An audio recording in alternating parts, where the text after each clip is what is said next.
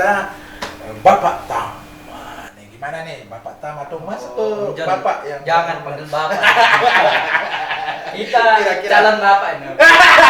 Itu yang menarik. Kebetulan baru selesai mengadakan pernikahan. Wow. Dan tentunya pernikahan kita Di masa desain, pandemik ya? ya, kita desain sesuai dengan protokol kesehatan. Protokol kesehatan itu harus disiapkan apa-apanya dari Semua, semua harus souvenirnya pun saya buatkan tuh pakai masker.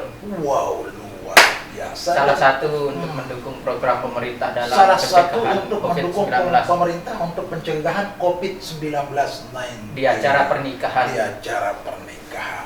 Ini kan katanya antum nih dari view cerita-cerita di Kota Mataram ini, antum nih pemuda kreatif. Seperti apa kekreatifannya antum itu? Nah, kayak ini kepingin Om John tahu kayaknya ini. Sebenarnya Ya. pemuda kreatif itu perkumpulan. Ya, itu kita buat dengan teman-teman. Bagaimana cara kita menyalurkan kreativitas kita di perkumpulan tersebut. Siapapun yang punya ide brilian, pemuda-pemuda yang punya ide untuk Kota Mataram ke depannya, kita kumpulkan jadi satu di wadah tersebut. Wow, berarti tidak hanya satu orang saja ya? Tidak hanya teman-teman itu mempunyai background yang bermacam-macam. Ada yang seniman, ada yang pengusaha juga, dan banyak sekali. Sekali ya.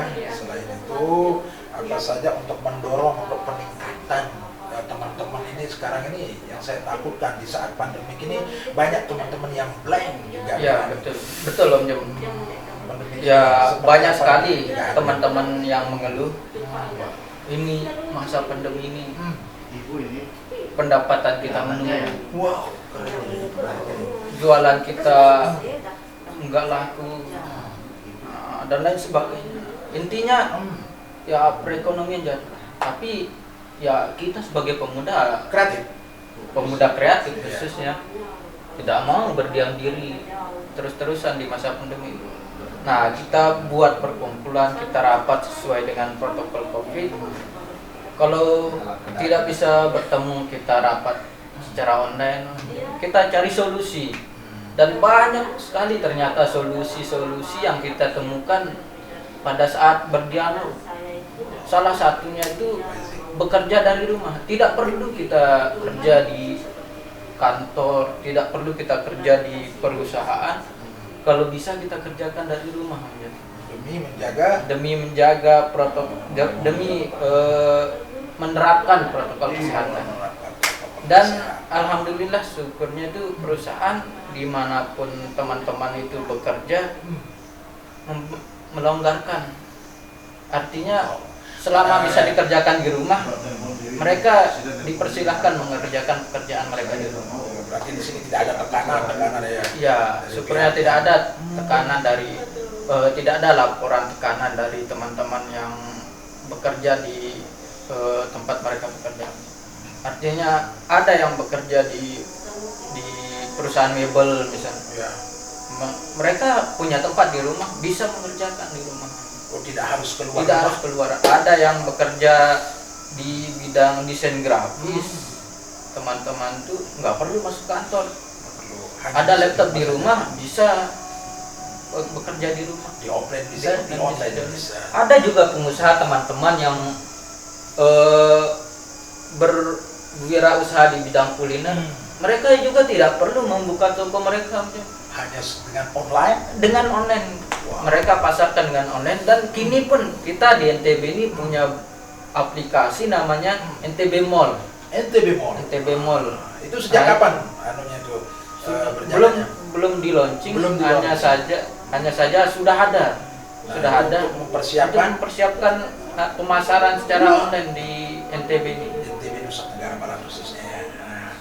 Terus seperti apakah Bapak Tam ini atau Mas Tam untuk mengajak para sahabat-sahabat yang lain juga supaya dia ikut kreatif seperti Mas Tam ini?